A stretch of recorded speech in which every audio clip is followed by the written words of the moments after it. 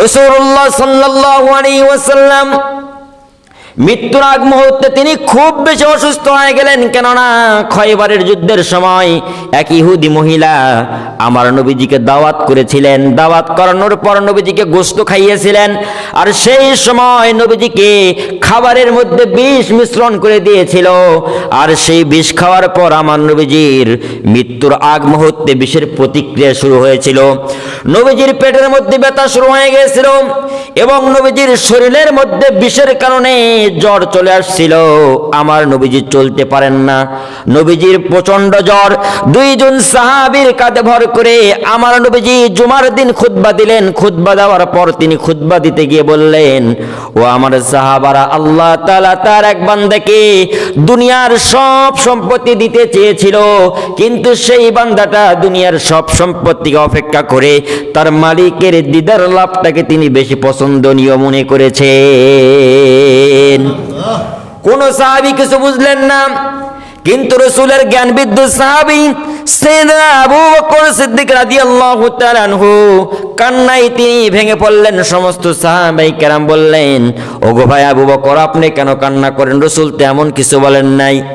সাইয়েদনা আবু বকর সিদ্দিক রাদিয়াল্লাহু তাআলা আনহু বলছেন, ভাই তোমরা রাসূলের কথার মর্ম বোঝো নাই, কিন্তু আমি বুঝেছি। কারণ আমার আল্লাহ তাআলা আমার রাসূলকে দুনিয়ার সব সম্পত্তি দিতে চেয়েছিল, কিন্তু আমার রাসূল সব সম্পত্তিকে বাদ দিয়ে তার মালিকের দিদার লাভটাকে বেশি পছন্দনীয় মনে করেছেন। তার অর্থ হলো আমার নবীজি এই পৃথিবীর জমিন আর বেশি দিন থাকবেন না। নবীজি আমাদেরকে এতিম বানিয়ে তার মালিকের দিদার অর্থাৎ আমার আল্লাহ তাআলার দিদার লাভে তিনি পরলোক গমন করে ইন্তেকাল হয়ে দুনিয়া থেকে চলে যাবেন। সেই দিন আমার নবীজি মাগরিবের নামাজ আদায় করিয়েছিলেন সাহাবাই কেরামকে নিয়ে। ইশার নামাজ আর পড়তে পারেন না। ইশার নামাজের সময় একবার নবীজি হুশ, একবার নবীজি বেহুশ। নবীজি একবার হুশ, আবার নবীজি একবার বেহুশ। এইভাবে নবীজি যখন বেহুশ হয়ে গেলেন, সাইয়েদনা বেলাল রাদিয়াল্লাহু তাআলা আনহু মসজিদে নববীতে আযানের ধ্বনি তুললেন। এমন সময় আমার নবীজি বেহুশ হয়ে গেলেন। কিছুক্ষণ পর আবার হুশ ফিরল। আমার নবীজি আয়েশা সিদ্দিকা রাদিয়াল্লাহু তাআলা আনহাকে বললেন, ওগো আয়েশা, কোন সময়? আয়েশা সিদ্দিকা রাদিয়াল্লাহু তাআলা আনহা বলছেন, ওগো নবী, সাহাবায়ে কেরাম আযান দিয়েছেন, হযরতে বেলাল আযান দিয়েছেন, সাহাবায়ে কেরাম আপনার অপেক্ষা করছেন, আপনি নামাজ আদায় করাবেন। এবার নবীজি বললেন, ওগো আয়েশা, একটু ওযুর পানি দাও, আমি ওযু করতে চাই। এবার আয়েশা সিদ্দিকা রাদিয়াল্লাহু তাআলা আনহা আমার নবীজিকে পানি দিলেন। নবীজি ওযু বানালেন। ওযু বানানোর পর আমার নবীজি মসজিদের পানে চলে যাবেন। মসজিদের দিকে যাচ্ছেন। ইন দা মিন টাইম আবার নবীজি আবার বেহুশ হয়ে পড়লেন। বেহুশ হওয়ার পর অনেকক্ষণ যাবত চলে গেল। আবার কিছুক্ষণ পর আমার নবীজির জ্ঞান ফিরল। আবার নবীজি ডেকে বললেন, আয়েশা, এখন কোন সময়? এবার আয়েশা বললেন, ওগো রাসূল, এখন তো আপনার সাহাবীরা নামাজ পড়ে নাই, আপনার অপেক্ষা করছে। আবার আমার নবীজি বললেন, আয়েশা, আমাকে ওযুর পানি দাও, আমি আবার ওযু করব। আবার ওযুর পানি দেওয়া হলো। আবার নবীজি ওযু বানালেন। ওযু বানানোর পর আবার তিনি মসজিদের দিকে রওনা দেবেন, কিন্তু ইন দা মিন টাইম আমার নবীজি আবার বেহুশ হয়ে পড়লেন। আবার নবীজি যখন বেহুশ হয়ে গেলেন, কিছুক্ষণ পর নবীজির জ্ঞান আবার ফিরে আসলো। ফিরে আসার পর আমার নবীজি আবার আয়েশাকে ডাক দিয়ে বললেন, ওগো আয়েশা, বলো এখন কোন সময়?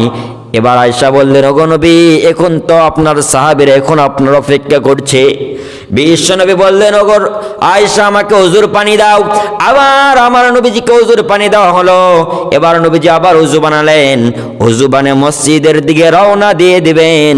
নবীজি আবার বেহুশ হয়ে গেলেন। তিনবার যখন নবীজি বেহুশ হয়ে গেলেন, চতুর্থবার আবার নবীজির জ্ঞান যখন ফিরল, এবার আমার নবীজি আবার ডেকে বলে, আয়েশা, বলো এখন কোন সময়? আয়েশা বলছেন, নবী, এখন আপনার সাহাবীরা আপনার অপেক্ষা করছে। আমার নবীজি যখন শরীরের কণ্ঠস্বর বুঝতে পারলেন নামাজ পড়ানো সম্ভব নয়, সঙ্গে সঙ্গে আমার নবীজি বললেন, আয়েশা, তোমার পিতা আমার সাহাবী আবু বকরকে বলো আমার মুসল্লায় দাঁড়িয়ে যেন নামাজে ইমামতি করে। এবার সাইয়েদনা আবু বকর সিদ্দিক রাদিয়াল্লাহু তাআলা আনহুকে নবীজির মুসল্লায় দাঁড়িয়ে ইমামতির কথা বলা হলো।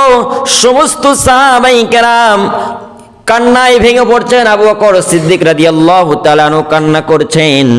নবীজির মুসল্লায় দাঁড়ানোর অর্থ হলো নবীজি আমাদের এতিম বানিয়ে চলে যাবেন, আর নবীজি আমাদের নামাজ পড়াবেন না। আবু বকর কান্না করছেন এবং সমস্ত সাহাবায়ে কেরামও কান্না করছেন। কিছুক্ষণ পর আমার নবীজির জ্ঞান যখন আবার ফিরে আসলো, তখন আমার নবীজি বললেন, আয়েশা এখন কোন সময়? আয়েশা সিদ্দিকা বলছেন, ওগো নবী, আপনার হুকুম পেয়ে আমার বাবার ইমামতিতে সমস্ত সাহাবায়ে কেরাম নামাজে দাঁড়িয়েছে। আমার নবীজি বললেন, আয়েশা মসজিদ নববীর দিকের জানালা একটু খুলে দাও, আমি দেখতে চাই নামাজের দৃশ্যটা। এবার মসজিদ নববীর দিকের জানালাটা খুলে দেওয়া হলো। আমার নবীজি মসজিদ নববীর জানালার দিকে তাকিয়ে দেখলেন সাহাবায়ে কেরাম কাতারবদ্ধ হয়ে নামাজ আদায় করছে। সঙ্গে সঙ্গে আমার নবীজির চোখ থেকে দর দর করে পানি পড়া শুরু হয়ে গেল। আমার নবীজিকে আয়েশা বলছেন, ওগো নবী, আপনার সাহাবীরা নামাজ পড়ার আপনি কেন কান্না করেন? আমার নবীজি বললেন, ও আয়েশা, সব পানি তো দুঃখের হয় না, কিছু কিছু পানি কিন্তু সুখের হয়, কিছু কিছু পানি কিন্তু আনন্দের হয়।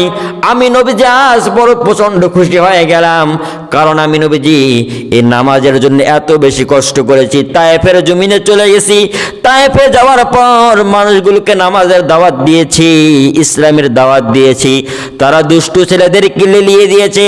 আমি নবীজিকে পাথর মারতে মারতে আমি নবীজির শরীর রক্তাক্ত করে ফেলেছিল গো আয়েশা। সেই দিন নামাজ কায়েম করতে গিয়ে আমি মক্কার জমিনে নামাজ পড়তে পারি নাই, গোপনে নামাজ পড়েছি। মক্কার সেই কাফেররা আবু জেহেল আমার মাথার উপর উটের নাড়ি ভুঁড়ি তুলে দিয়েছে। এত